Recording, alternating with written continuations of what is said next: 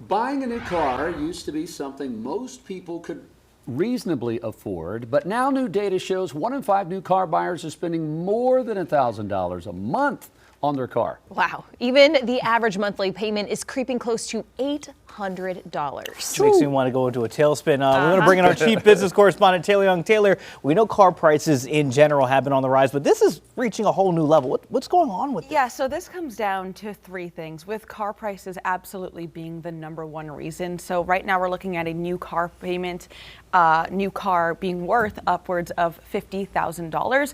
We hit that milestone in the last quarter of last year. On top of that, we were just talking about interest rates during the break.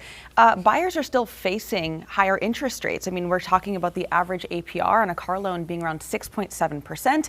That's up from 3 to 4% in 2019, right before the pandemic hit. And lastly, I mean, not enough people are able to put enough money down to really offset those costs, despite people taking out longer loan terms. I mean, so when we talk about that $800 monthly car payment, people are paying that not only for maybe 4 or 5 years, but now we're seeing more terms going up to 7 years. So that's, that's $800 every month for 7 years. And that length is only getting more popular because people are seeing these prices and saying, maybe I can just stretch it out. But boom, it's still a lot. Wow. It's because we're driving $50,000 computers. That's why they're so expensive. They're only getting smarter and more expensive. Yeah, they really are. All right, what about used cars, though? Is it same expensive? Yeah, so used cars are absolutely still up there. So they used to be kind of seen as the more affordable option, but now we're kind of seeing that gap close. I mean, look, prices are still up. They went up during the pandemic. That really hasn't gone down much. Unfortunately, with inflation, usually that does lock in prices and you don't necessarily see them go down much.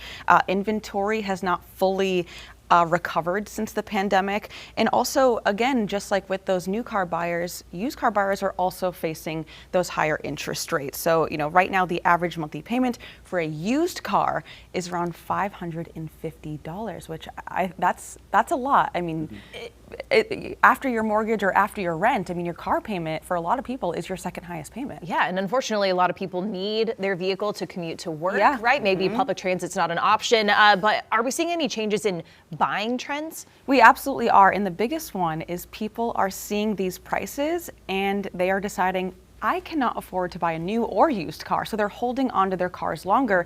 The average age of a car on the road today is 14 years old. Just 2 years ago, I was up here talking about how it was 12 years old, and that was a record high at the time. So people are looking at their cars and they're saying, maybe I can just fix this and ride it until it dies, rather than taking on that $500, $550 car payment. Wow. So the age of a high school freshman is the age of a used car out there. Okay, are these prices expected to continue to rise, or are we going to see some relief on the horizon, Taylor? So I don't think that prices are going to disappear or drop overnight, right? But where experts do see some relief coming is those interest rates. Again, the average is around 6.7. So any kind of dip that we see in coming months or over the next year, I mean, that's really going to help that monthly payment. Of course, it's not going to help too much if those prices continue increasing or even stay the same. But I do think that is, to end on a positive note, that is some relief that we are expected to see, especially with inflation coming down and interest rates potentially coming down in coming weeks as well. All right, people are going to start living in their cars. They are. Why For that not? price. There you go.